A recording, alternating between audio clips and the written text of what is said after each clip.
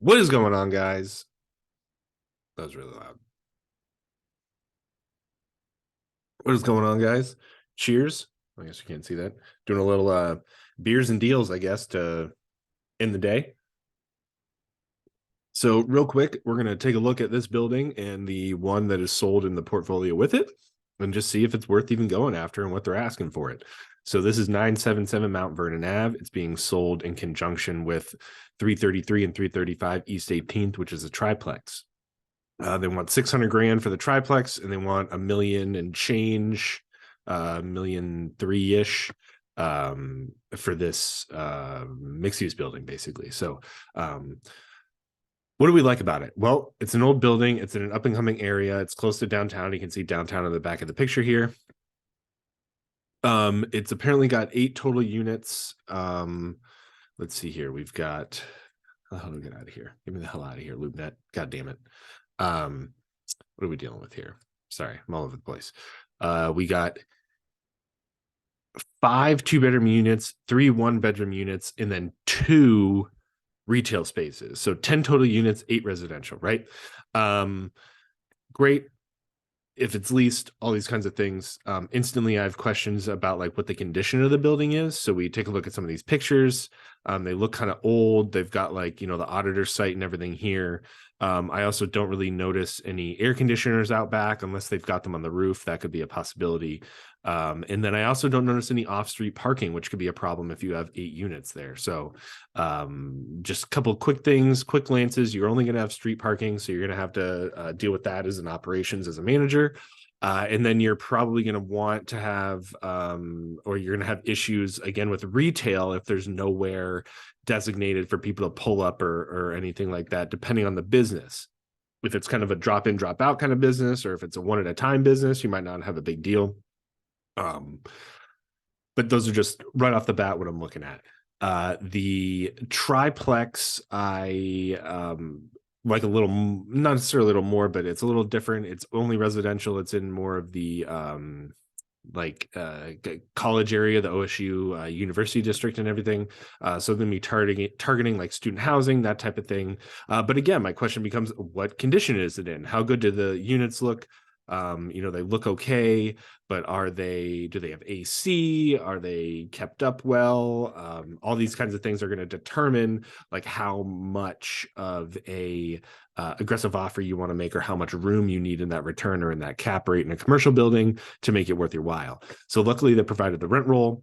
And here's really where we get to know a lot about these buildings is if you get rent rolls, or if you get financials from a commercial broker or just from a landlord or whatever, you can tell a lot about it. So first off, it gives us our layout of what the rooms are.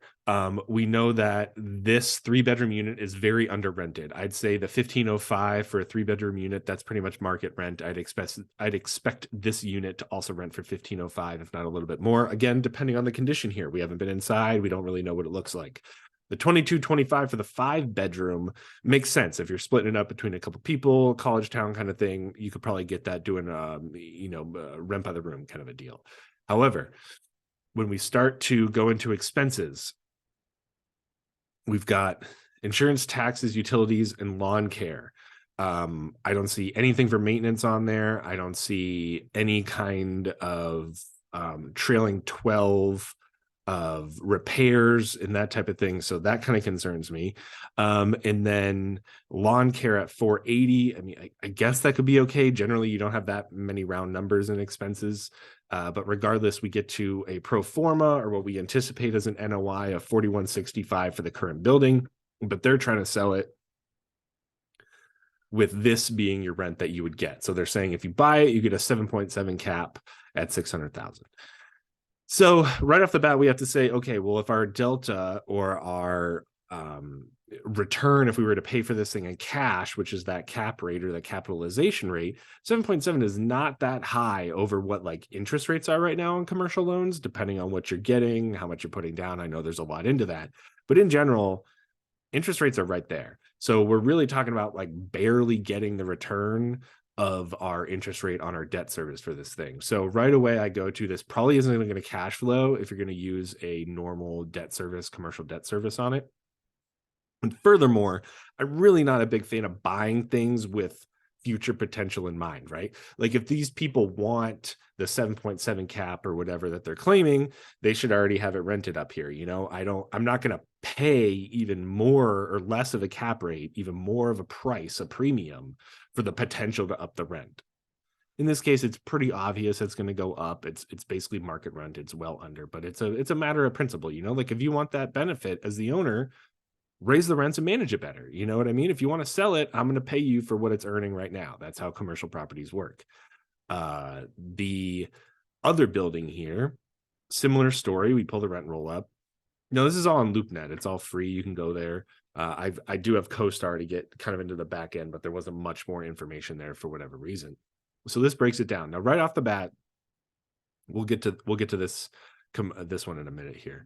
But right off the bat, these 700, 540, 750, 670, 700, these are low. So this tells me that even for the one bedroom, even for the two, these are really low for two bedrooms, but even for the one bedrooms, it's kind of low for a one bedroom in the area even.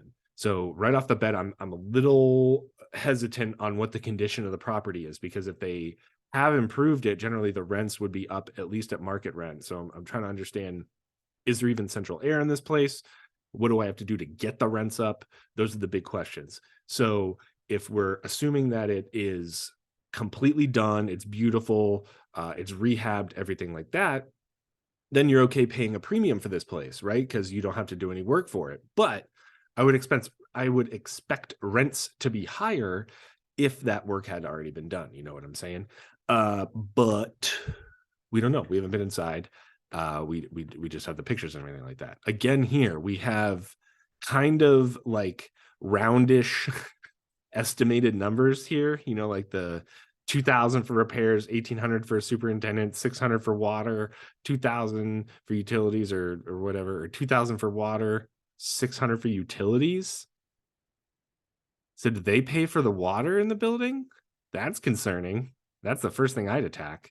The security. So this makes me think like they're not really sure what the expenses are, because they're round numbers and they're just like throwing estimates or budgetary numbers out in this documentation.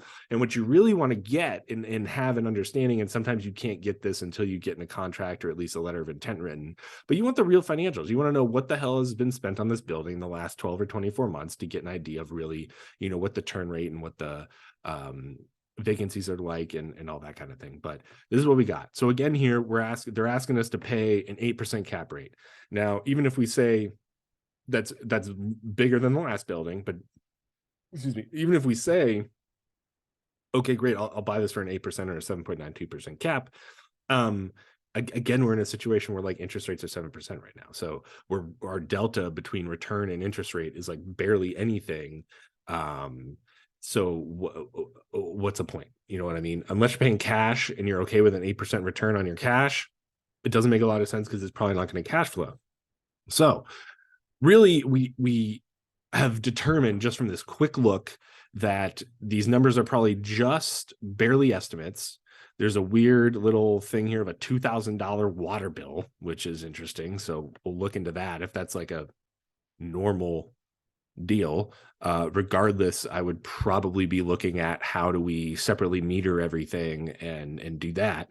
And then we haven't even touched yet on the daycare or on the commercial space. So we just know it's daycare. They've got a 5-year lease, in that the rent is at $2,700. Well, how far into the lease are they? Do they have any options? Like, is it a triple net? Is it a gross? Are they paying part of the taxes? Are they not? All these need to be determined to really understand, like, just on this one unit, what is the true setup or deal involved in this. And we don't really have that information right now.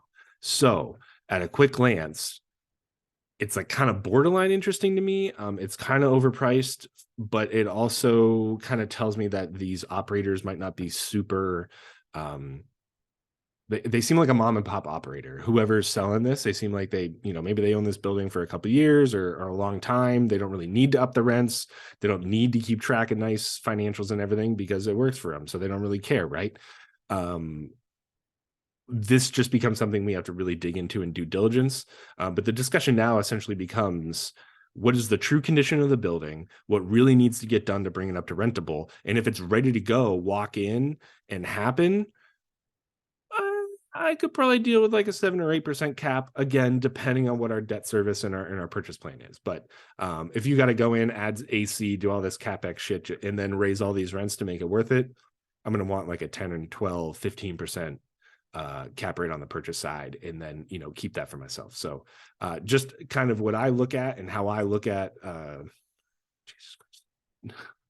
Maybe just this is just a look at how I look at things, and how I can, at a quick glance, or anyone at a quick glance, not just me, can determine from this information like a little bit more, you know, reading between the lines kind of thing. But in general, like the locations are both solid. The Mount Vernon one, as far as management and operationally, concerns me a little bit with, like I said, with the parking and with that commercial space on the bottom. There's a lot more involved with commercial leases. There's a lot more to plan for future commercial leases, of like, okay, there's a daycare in there now, but like, what could go there later? Is it always going to be a daycare? What restrictions does having children there and stuff like that put on, you know, maybe other things in the area? So, you know, this is also kind of like a busy road. I don't know that I'd want kids running around on this road. There's like nowhere for them to really go outside. So, you know, yeah, I don't know if daycare is the best use. They clearly, if they're in there, they're fine. But yeah, just things I think about when I look at these things. So hope you enjoyed. Sorry for the rambling and all that shit. And see you guys in the next one.